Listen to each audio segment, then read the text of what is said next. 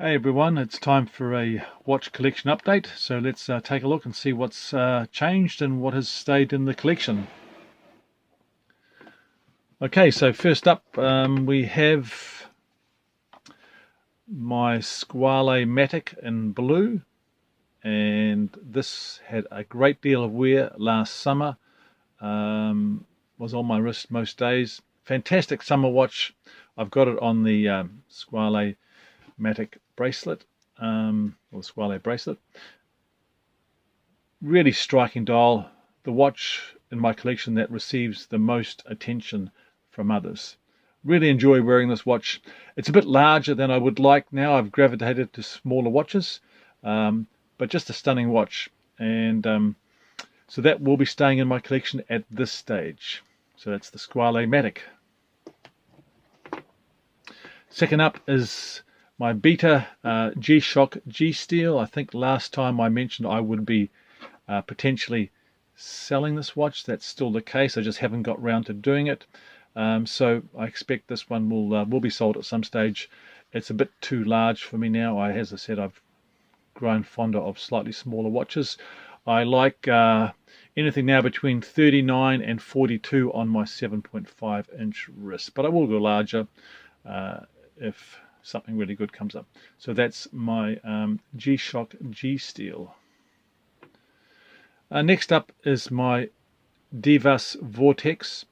This was obtained from Noman Watches, and I've got it on my strap code Hexad bracelet. I think it pairs up very well. Around 39 millimeters, I think, maybe 40 with the bezel or thereabouts. Very solid watch coming out of Germany.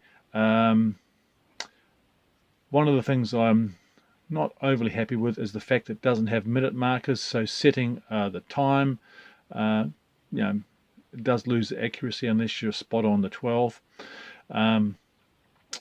But a very solid watch, nice finishing on it. What you'd expect out of a German manufacturer. Very nice bezel action, ceramic bezel, which I find a little too shiny. I know there's a great like of ceramic bezels, but I think I actually prefer aluminum bezels myself. But that's the Daivas from Germany. Not sure if this will stay in my collection because I've got other watches now that I'm much more likely to be wearing. I may give this one away. Okay, so next up, still in the collection, is my Mondaine StoptoGo watch. Being a fan of railways, I work in the railway industry as well. Had to have one of these in the collection.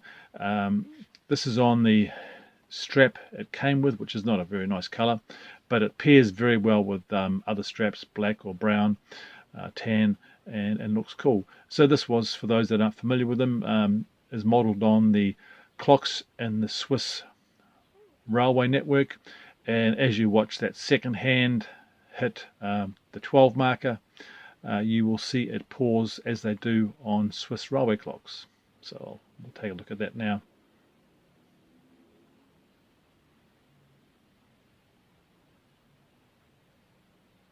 And there you go. So quite a cool watch. They're very well made. Well, this one is anyway, and it's got nice finishing. Very simple aesthetic. But I like it. I enjoy it. Hasn't seen much wrist time, but that's staying with me for a while anyway. Next up is my Seiko Monster in the jade. Really enjoy this jade dial. Just love that color. Really just pops out to me. I do like dials that stand out, and this jade really appealed to me when it came out, so I grabbed it, paid a premium. Could probably get it cheaper now. I've got it on the original bracelet, had it on the Hexad, but that's on the Daivas at the moment. I'm thinking of taking this dial out, replacing it with a sapphire dial, and getting rid of this magnifier here because it attracts too much light and makes reading the date actually near impossible. So rather than assisting in the date reading, it actually, to me, makes it harder. At this stage, this will be staying in the collection. It's not getting much wrist time. I've got other watches I'm preferring at the moment, but it'll be hanging around in the moment, for the moment. Next up is a Bolova.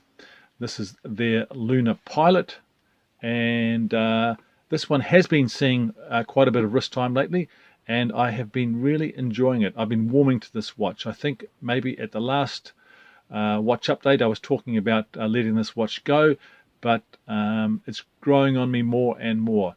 Certainly one of my most comfortable watches, and it's just very, very comfortable. Where the leather is beautifully supple, and it just fits really nice on my 7.5-inch wrist. And although I'm not a fan of all black watches, this is just really beginning to appeal to me. I'm enjoying it more and more. And if you can pick up one of these at a good price, I highly recommend it. These are fabulous watches, and it has been keeping absolutely perfect time.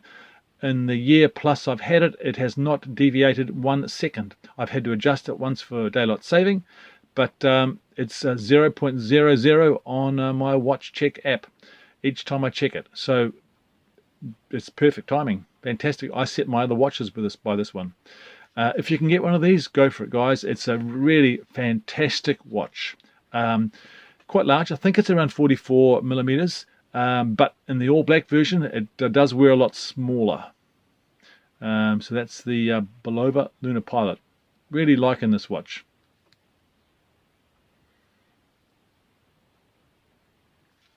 Okay, so next up is another Seiko.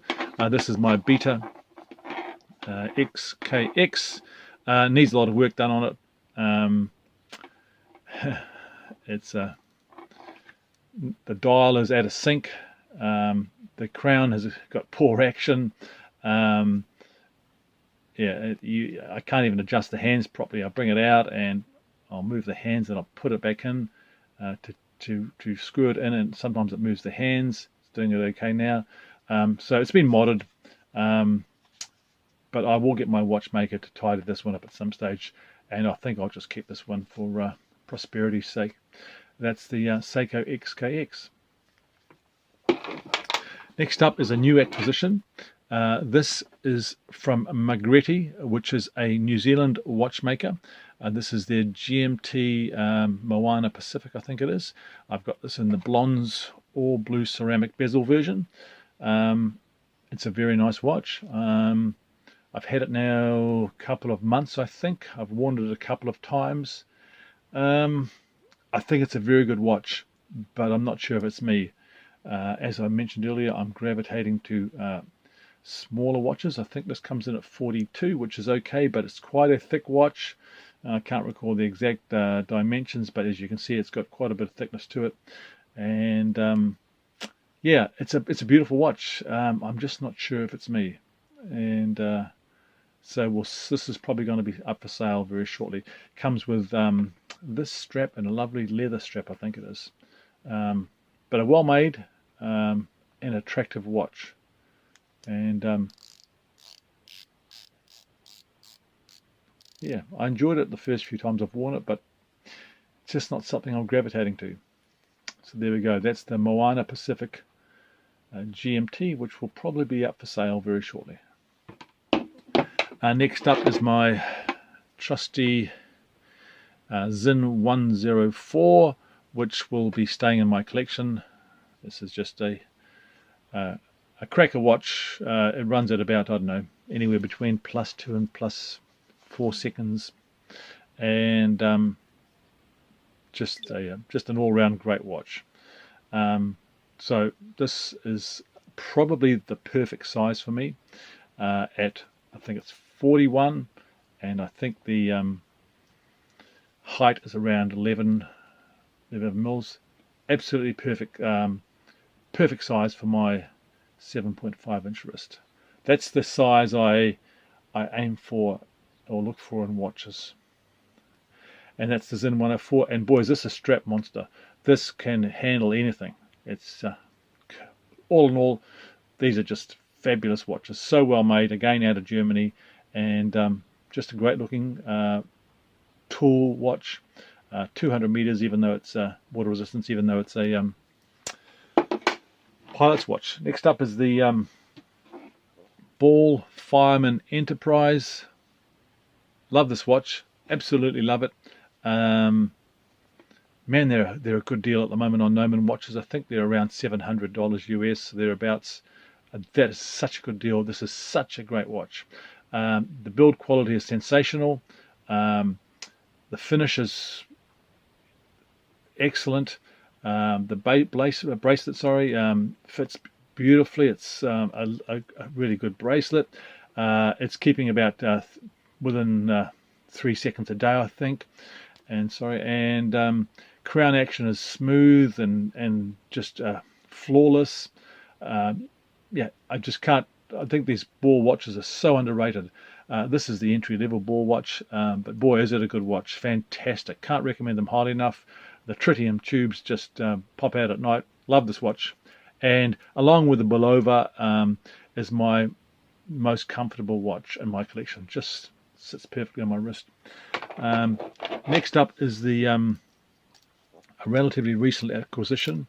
Is a Tudor Black Bay 41, and this is the original ETA version. So it has the curved text at the bottom of the dial and the rose up by the 12 marker.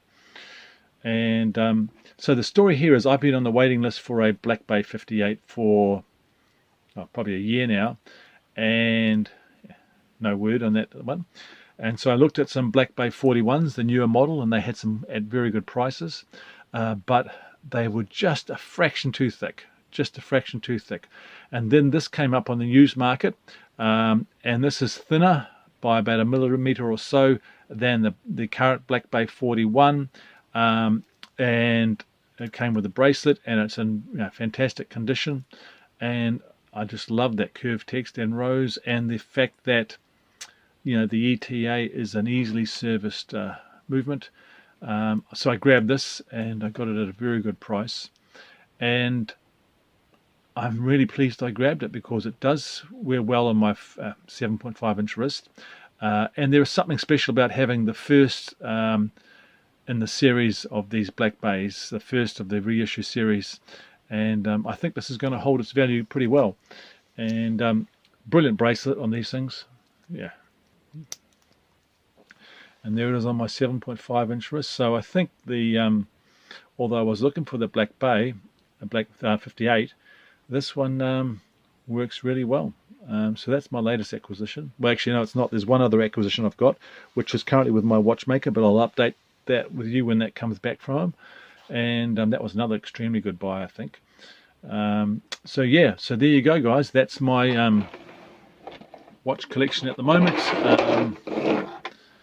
And I'll be selling a couple of these, probably the GShock, the Daivas, the Magretti at this stage. So if you're interested, you can also PM me as well. So thanks for watching, guys. Hope you enjoyed that, and we'll catch you on the next update.